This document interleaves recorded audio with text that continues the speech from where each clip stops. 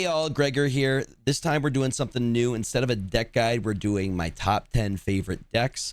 These lists come from all over. Some of these I have deck guides for. Some of them are ones I've created. Some of them come from other creators, but they are my favorite lists to play. They hold up very well. Give them a go. Let me know what you think. Thank you for watching the video. If you haven't, please remember to like, subscribe, comment, do all the things. We are pushing for YouTube partner and we're trying to get our watch hours up. So thank y'all for being here.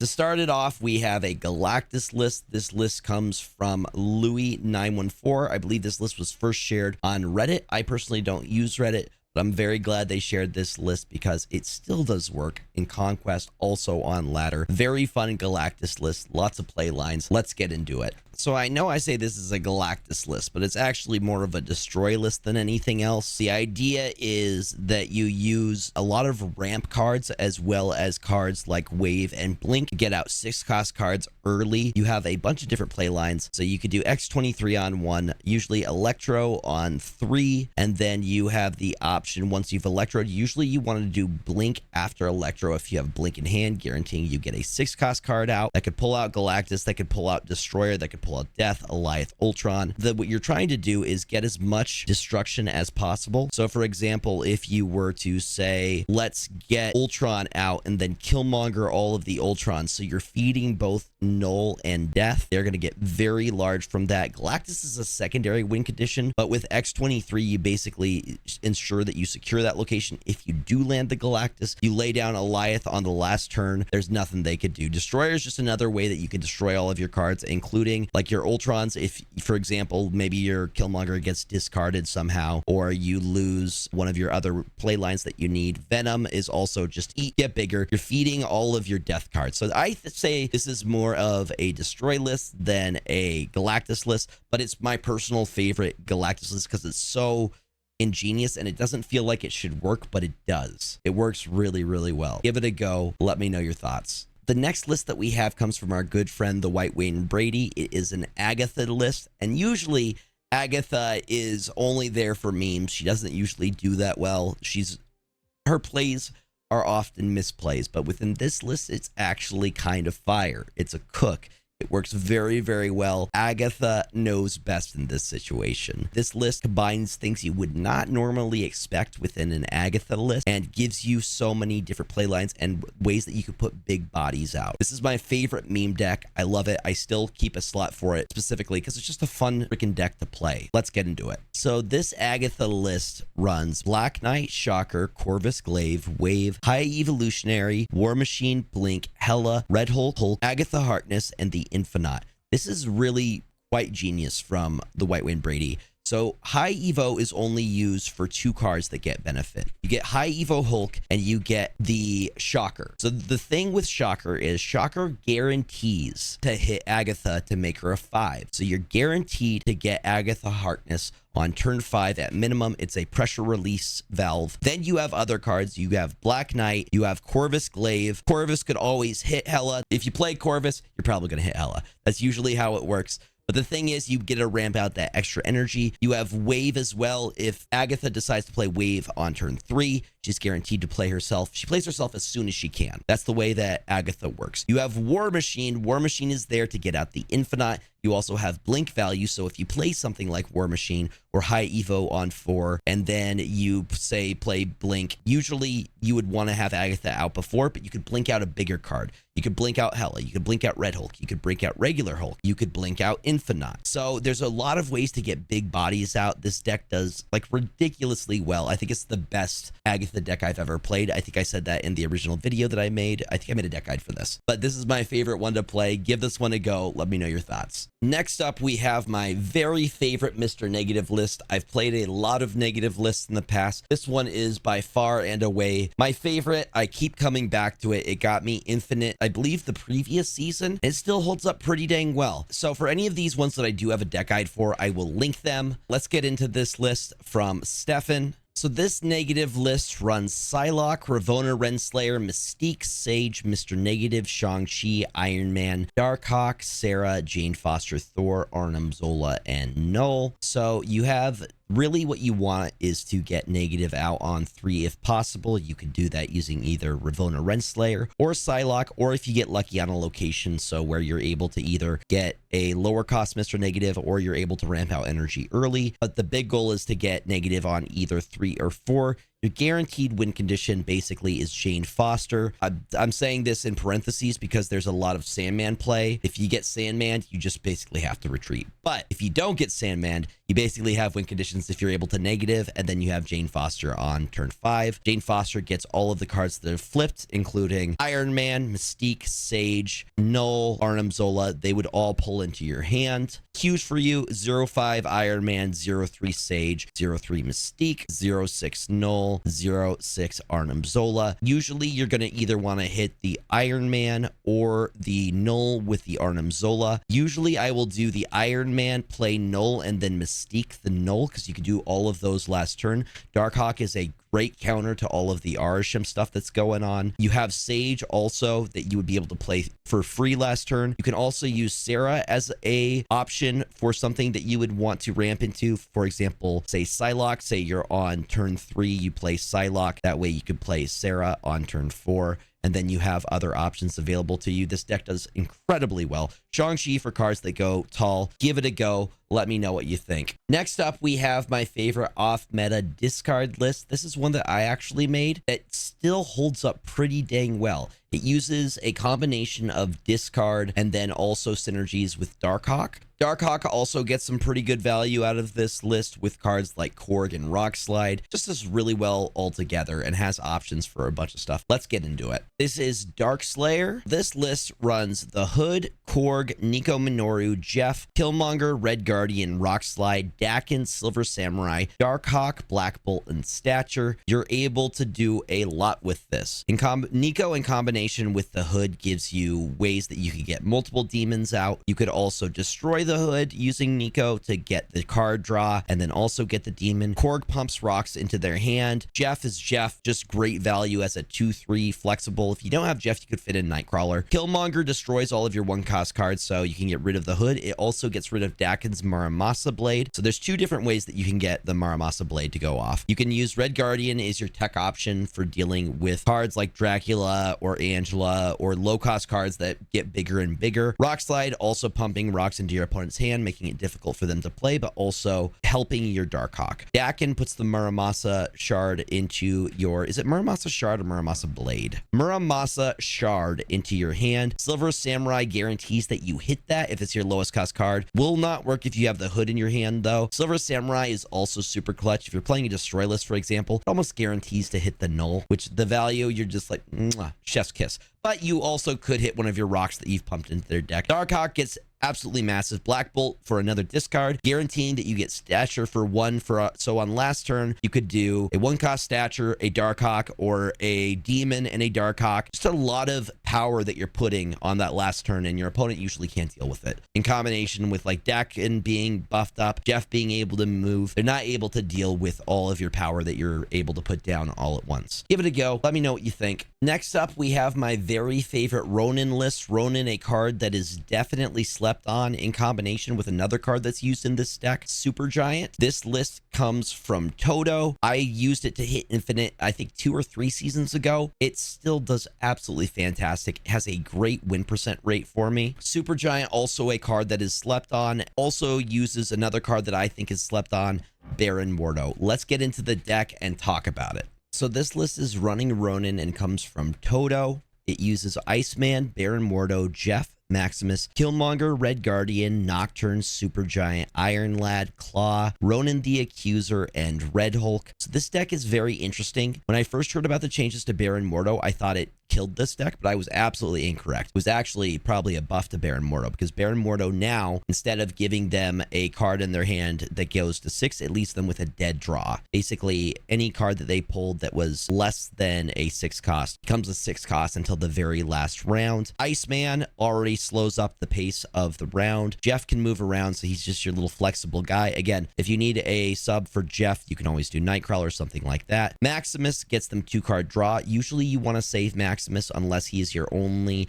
option on turn 2, but you want to save Maximus in combination with something like you could do Maximus Iron Lad, you could do Maximus Nocturne. You'll save him for last turn if you can. You have Killmonger to destroy all the 1 costs, very good against Zoo, which is kind of meta right now. Red Guardian, if you don't have Red Guardian, you can always use Rogue. Nocturne for the location change. If you don't have Nocturne, you could do Magic or another location change card that's set at a 3. Supergiant, you want to play on 4, especially if you have Claw or Ronan. Those are the cards that you want to hide on turn 5. If you do Supergiant on 4, you Claw on turn 5, you're putting an extra 8 energy into the right lane, and your opponent won't see that coming at all. Also, Ronan going really big. They don't know what's behind on turn 5. A lot of people don't actually understand how Supergiant works. They don't understand that her on reveal for the cards that you play on turn 5 actually happens at the end of the game. Gotten wins just off of the fact that people don't understand how Supergiant works. Red Hulk is your big bad that you can play on turn 6 if you need to. You could also do a combination of like Maximus or Iron Lad or Maximus and Supergiant. Just a lot of play lines, and your opponent will have difficulty figuring out what you're doing and what you're hiding with Supergiant. Very solid, very good play rate. Give it a go. Let me know what you think. Next up, we have my favorite Blink list. This list actually inspired my snap draft decisions for Power On Gaming. We did a snap draft, and a lot of the picks that are in this list were an inspiration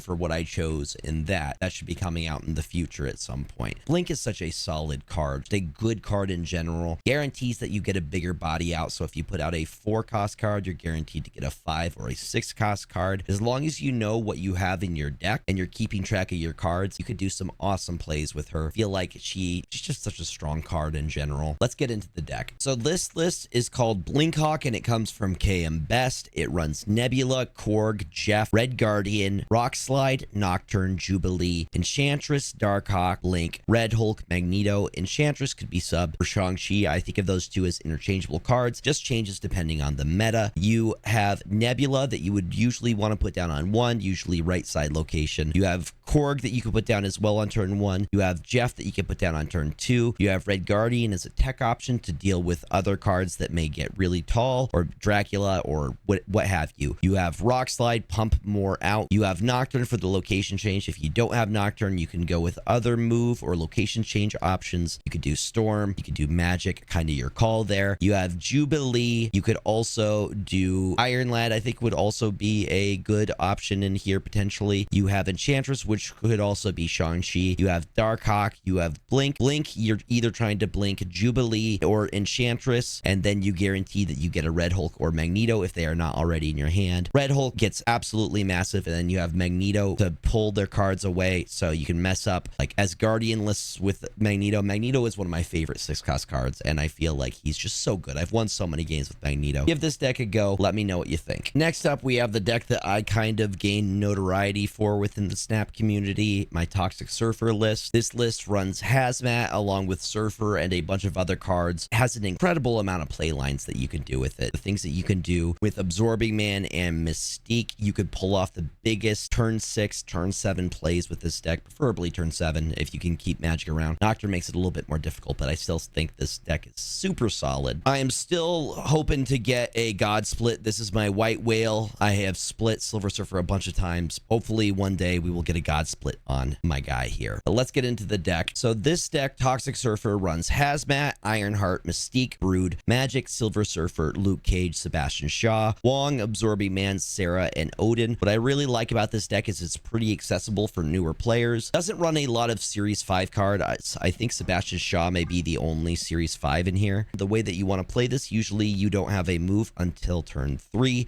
If you have Magic available, you're either going to do Brood on turn 3 or you're going to do Magic on turn 3, preferably. You could also put down Sebastian Shaw or Luke Cage. Kind of your call there. Depends on what your opponent is running against you. So if you were to, for example, to Brood on turn 3, you could Absorbing Man after that, fill up another lane with additional Broods, and then on turn 5, you could do something like Magic and then drop the Hazmat if you wanted to. Or you could do something like Brood and then Wong, or Sebastian, then Wong, and then on turn 5, you could go with the Sarah play. You could choose to Mystique the Sarah. You could choose to Mystique the Wong. You have multiple options for who you're choosing to Mystique. Make sure you have Luke Cage if you're going for the Hazmat play. So you want to make sure you have that Luke Cage ready to go. Usually you want to hold off on playing Luke Cage until you're about ready to do that Hazmat. If you're going to do the Hazmat, you want to do it into the Wong lane. Either you've Wonged and Mystiqued or just regular Wonged. And you can also do Sarah into Mystique, and you can get double cost reduction on that. So you can do a massive turn 6 or turn 7 play. Usually you want to save it for turn 7 if you're doing Sarah, though. Usually you're waiting for turn 7. So the playline would be this. You have something set up like Wong. You have Wong set up in a lane, or Wong and Mystique set up in a lane. And then on the very last turn, you drop either Surfer, Odin, or you could do Ironheart Odin, or you could do Ironheart Absorbing Man, or Surfer Absorbing Man, or Hazmat Absorbing Man, Odin. There's just so many potential playlines with this deck. Absolutely ridiculous. But the general rule is this. If they have a lot more cards on the field than you do, Hazmat's the option because you have more bodies to hit. If you have more cards on the playing field and you can buff them in their 3 costs, go with the Silver Surfer because they're going to get a lot more buffs that way. This deck is fantastic. It still holds up. It's very accessible to new players. Give it a go. Let me know what you think. Next up, we have my favorite Thanos list. This was a brew that I came up with a little while ago. It still does really well. Once I saw the change that happened with Lockjaw, I knew that Thanos Lockjaw was back. So myself and my community brewed a little list and it's still been strong. So let's get into it. So this deck runs Psylocke, Kyera, Hope Summer, Shang-Chi, Lockjaw, Cool Obsidian, Legion, Mockingbird, Red Hulk, Thanos, Scar, Magneto. Lots of big bodies that you could pull out. You could use Psylocke to ramp out something early. So you could use Psylocke, for example, on turn 2 to get Lockjaw on turn 4. You also have Kyera to protect your 1-cost stones. So you have stones to play, usually on turn 1. You have Hope Summers for additional ramp energy. So you're able to ramp out Cool Obsidian, Legion, or any of these other cards. You play the stones into Lockjaw and you usually get some very big bodies that you could pull out. Just lots of big bodies and you get lots of cost reduction. So the stones make Mockingbird cost less. All the big bodies make Scar cost less. You can get Coal Obsidian out on turn 4 potentially in one of the stones places. Kyera keeps everybody safe except for Coal Obsidian. Legion is there as a tech option. Legion's always a fun card. You have Shang-Chi to deal with their side that goes tall. Just a lot of options, a lot of big bodies, and your opponent usually has a tough time dealing with all of it. Give it a go. Let me know what you think. Next up, we have my favorite Asgardian package, Blink Hammers, which comes from Raven. It runs my boy Beta Ray Bill, the whole Asgardian package. You got Thor, you got Jane Foster, and you got Odin, the big man. They do work with a bunch of other on reveal cards. You also got Doom in the mix. You better kneel before him. And, you know, Odin popping off, making sure you get that sweet, sweet value there. Let's get into the list. So this Asgardian list from Raven runs Nebula, Jeff, Red Guardian, Thor, Jubilee, Shang-Chi, Beta Ray Bill, Claw, Blink, Jane Foster's Thor, Dr. Doom, and Odin. Nebula, great value there. Jeff, also just a really great flex card. If you don't have Red Guardian, you could always use Rogue or another tech option. You got Thor, Jubilee for the card pull there. Shang-Chi if they go tall, Beta Ray Bill. Usually the line that you're going to go for if you have it would be Thor, Beta Ray Bill, Jane Foster, Thor. But if you don't have that, you could always play Jubilee into Blink, and Blink will blink out either Claw or Jane Foster, Dr. Doom, or Odin. All of those are great, great value for you. But if you hit the perfect play line, which again is to do Thor, Beta Ray Bill, Jane Foster, and then in a lane, you would do both of their hammers with Odin on top of it. So it hits twice. Just they get absolutely massive, have no way of dealing with it. You could also do Dr. Doom, Odin. There's just a lot of different play lines. There's a lot of flexibility here, and this deck still does absolutely incredible. Give it a go. Let me know what you think of it. And lastly, we have this incredible destroy list from Gaming with Flash, known as a destroy player. It just gets the job done. It works very, very well. It runs your standard package. I feel like destroy is one of the most consistent archetypes within the game. Destroy is always a valid option. And yeah, you get to play beautiful looking cards like this Knull, Death.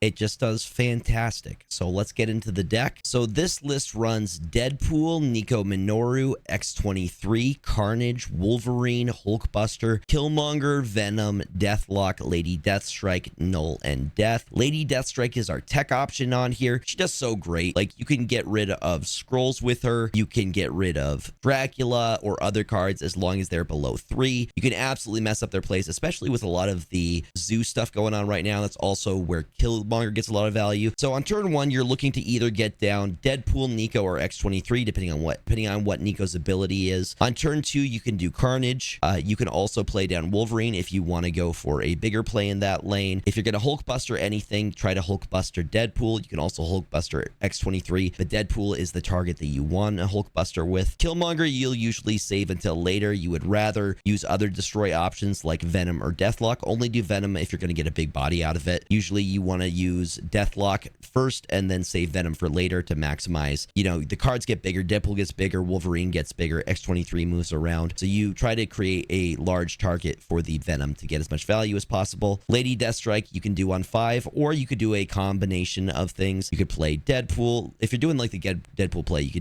could do Wolverine Venom, you could do Deadpool X-23 Venom, just a lot of different options. And then last turn, if you did your job right, you should be able to Knull and hopefully Death. If you were able to do, let's say, get X-23 in that last one, ramp out that extra energy, you should be able to do Knull, Death, and Deadpool last turn. Or Knull and Deadpool if you've made a very big Deadpool. And a lot of times they just can't compete. I know some Destroy decks runs Arnim Zola. You don't need Arnim Zola with this. This thing does incredible. Very strong. This is my go-to Destroy deck. Give it a go. Let me know what you think. Thank you all for watching the video. I really appreciate it if you've made it to the end. Let me know what deck you like the most. Let me know if you've made some changes to some stuff. I'd love to hear about it. And if you haven't, please remember to like, subscribe, comment, do all the things so the algorithm knows to push it out to more people. Again, we're going for YouTube partner. We just need to get those watch hours up. I'm probably at SnapCon right now. Yeah, my upload should be probably on Saturday. So remember to take care of yourself. Remember to eat food, drink water, take your meds, get enough sleep, and remember the world's better with you in it. Until next time.